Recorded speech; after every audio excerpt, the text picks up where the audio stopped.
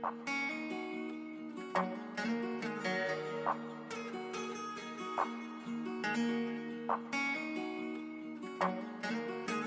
to another edition of Eye on the Issues. Today we are talking energy again, nuclear energy for the most part. And joining me now is Professor Ramana from the University of British Columbia. Sir, thank you for taking the time to talk with me today.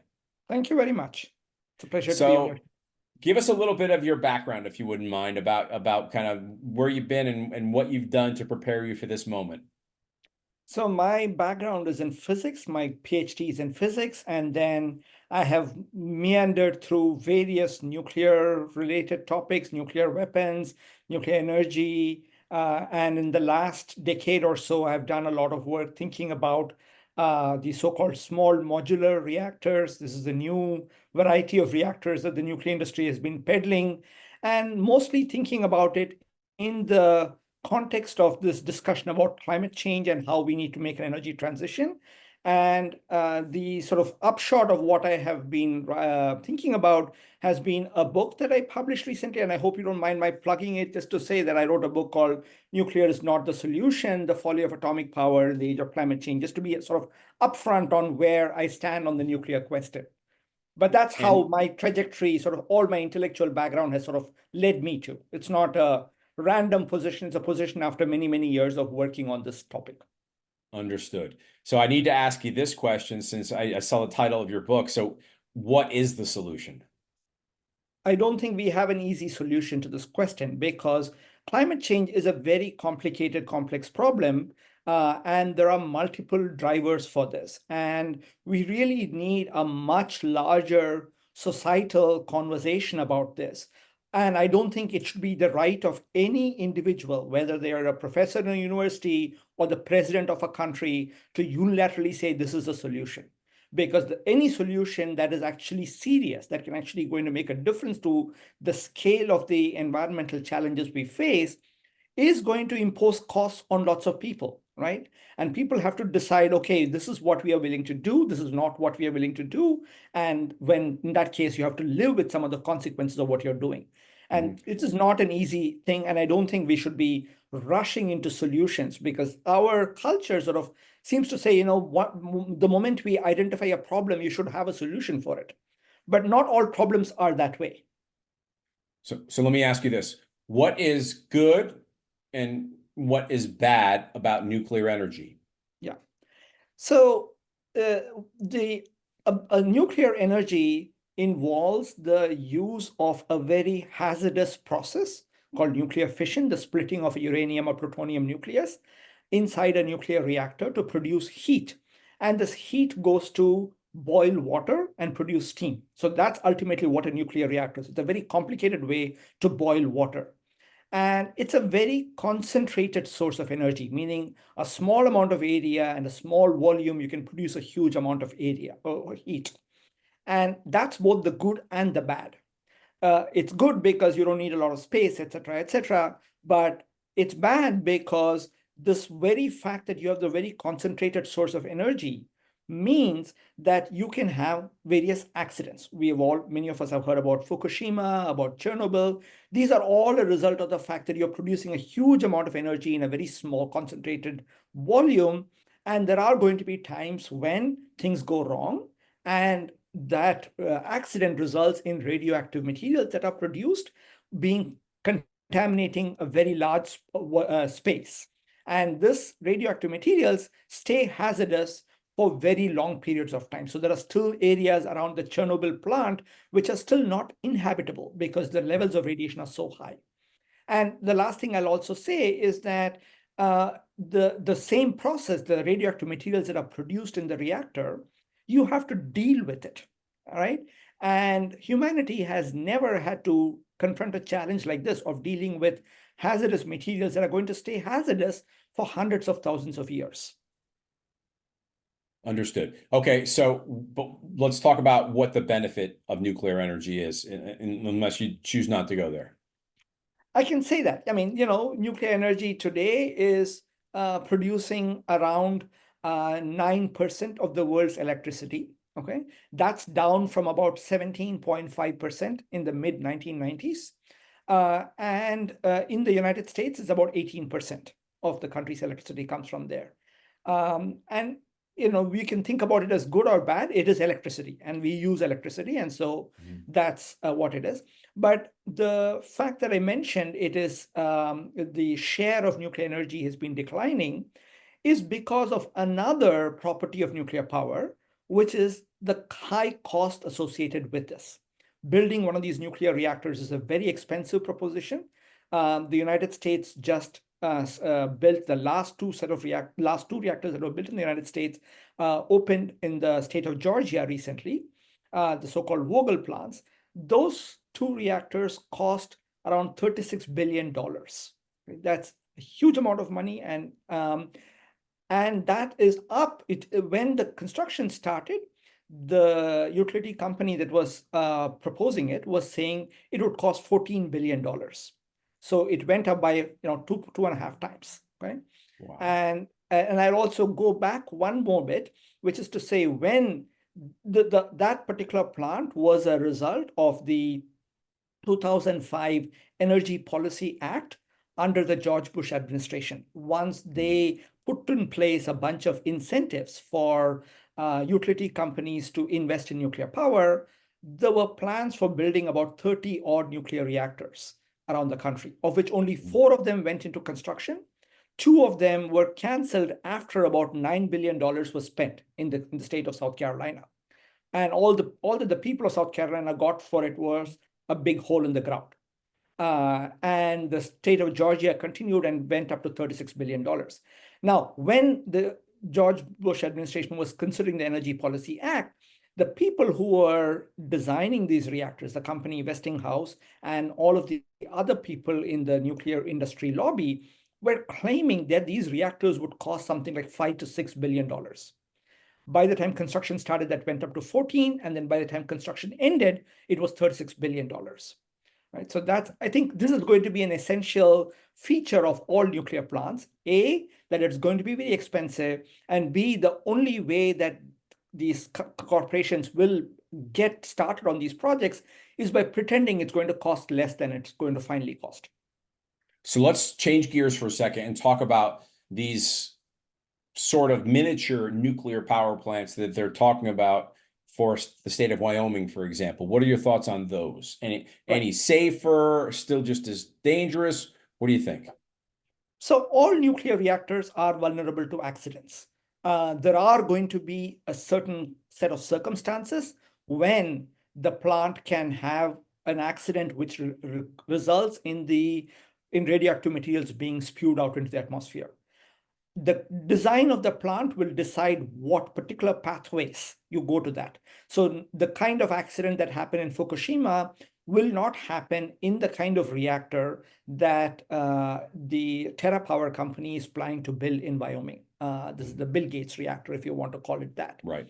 Now, there are special accident pathways which are specific to those kind of sodium-cooled fast neutron reactors. That's the design that is being proposed. Which are not applicable to light water reactors, the most common kind, but which can be equally, if not more, catastrophic under certain circumstances. Okay. Now, let's talk, if we could, about nuclear waste from these plants and storage of it. How have we progressed through the years? Is it safer now than it was 20 years ago? What do you think? So the waste, there has been almost no progress as such. Every nuclear power plant essentially stores all the waste on site. So if Wyoming were to build a nuclear plant, it should be planning to hold on to the radioactive waste forever and ever, right? There has been the promise of setting up a centralized repository that was slated to be built in Yucca Mountain in Nevada. And Nevada, the people of Nevada really didn't like that idea, and they were kind of stuck with it because of, there was whatever happened in Congress in the 1980s. There was a law, and that's the only site that is legally permitted as of now to be considered for a permanent repository. And that hasn't been happening. It's not likely to happen anytime soon. So I think that's the reality. Now, in terms of sort of the safety of it, at one level, these are not accidents, whether it's a nuclear reactor or waste. You don't expect these accidents to happen every day, every year, whatever. These are things that happen once in multiple decades. But if it happens, it can be pretty devastating. And in the case of radioactive waste, we have not had any major accidents so far, but there has been the one repository that exists to deal with any kind of radioactive waste is in New Mexico. And this is the waste isolation pilot plant. And that is supposed to store a certain kind of waste that resulted from the nuclear weapons program. So it doesn't have anything to do with nuclear energy. But still, that had the radioactive material, and it was supposed to be keeping that material safe for 10,000 years. But in 2014, about 15 years after the repository started functioning, there was an accident that involved an explosion, and a whole bunch of plutonium was spewed out, right? So it's very hard to predict what is going to happen in the future. So one always has to say there is going to be a small chance. It is a small chance, I agree, but it's a non-zero chance that you might have a catastrophic accident. So let's say you live in Wyoming, or you know people that live in Wyoming, and you understand that the state legislature, the lawmakers, are looking at a bill to talk about the idea of storing nuclear waste, fuel rods, I guess, and other things like that in Wyoming. What questions do you ask before you vote on this? Well, I would ask the question about how do you know it is going to be safe, right? And who are the people who are independent of the nuclear industry who have examined this proposal? The nuclear industry is, of course, going to say it is completely safe, right? They will make up all kinds of statements about, and they have big fat reports that would suggest that everything is going to be safe. All I would point out is that there were similar reports made about the New Mexico repository, and that came to be false within 15 years. So are we prepared to live with the possibility that there are going to be accidents? How are you going to plan for it? Who is going to, and are you going to be honest about that with the people of the state, and in particular, the people in the areas that are closest to wherever this waste is going to be, because they are the ones who are going to be the most affected. Okay. And in respect to overall nuclear energy, as you said, the percentage used by the world has gone down. The percentage used by the United States is about 18% thereabouts. So, and what are your thoughts about renewables? I mean, you've got wind, you've got solar, you've got hydroelectric, whatever you want to call it. What are your thoughts about that becoming a bigger piece of the pie, especially with the expense? Yeah, I think that is around the world, we are seeing renewables grow very rapidly. So during the same period between the mid 1990s and now, when nuclear energy declined by about half, renewables have gone from practically zero. By renewables, I mean solar and wind, the so-called modern renewables. There have always been large dams, and they are going to be continuing, but you're not likely to build very many more large dams because all of the rivers that are there have been there for a long time and they've already been dammed.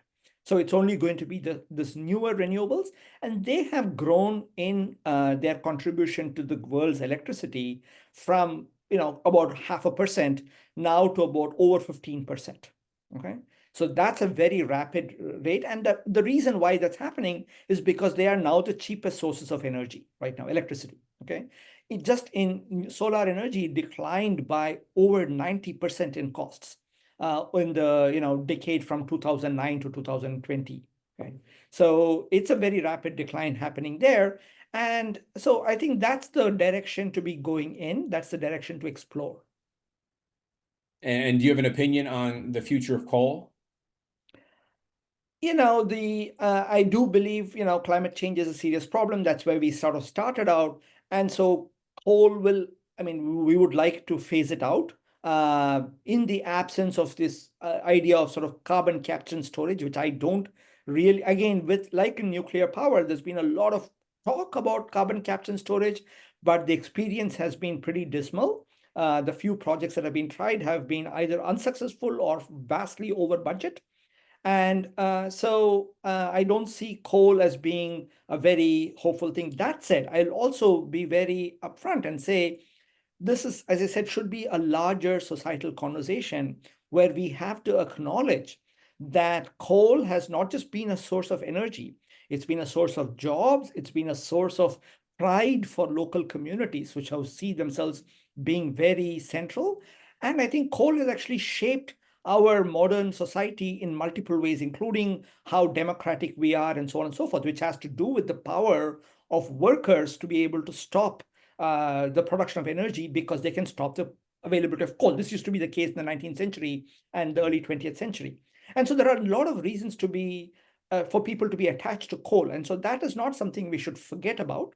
But I think that acknowledging it and trying to say, okay, what is a just way in which we can acknowledge it and still make sure that they have the kind of livelihoods and the respect and the dignity that they require to sort of think about how to phase that out is the question. Understood. Okay. Yeah, I know I've taken a bunch of your time and I don't want to take any more. I appreciate your time. What are your last bits of wisdom regarding nuclear waste storage? If you had to give us one or two more little points. Yeah, I think this, I'll say, put it very simply, there is no good solution for nuclear waste, right? The best solution that the industry has come up with is to say, we're going to dig a deep hole somewhere and bury it. They won't call it a deep hole, they'll call it a geological repository, but that's ultimately what it is. And this is not going to be fair to the people who live near there, right? So, Will Rogers is supposed to have said, when you find yourself in a pit, what you first have to do is to stop digging, right? And I think the appropriate analog for that here is we need to stop producing more radioactive waste because we don't know how to deal with it in any way that's safe and demonstrably safe at that. Gotcha. Okay. Professor, we really appreciate your time. Thank you very much. I really appreciate your call. Of course. And folks at home, if you want to learn more about what's happening around the state of Wyoming, just go to wyliberty.org and sign up for our newsletter. Thanks again, sir. Thank you very much. Bye-bye. Bye.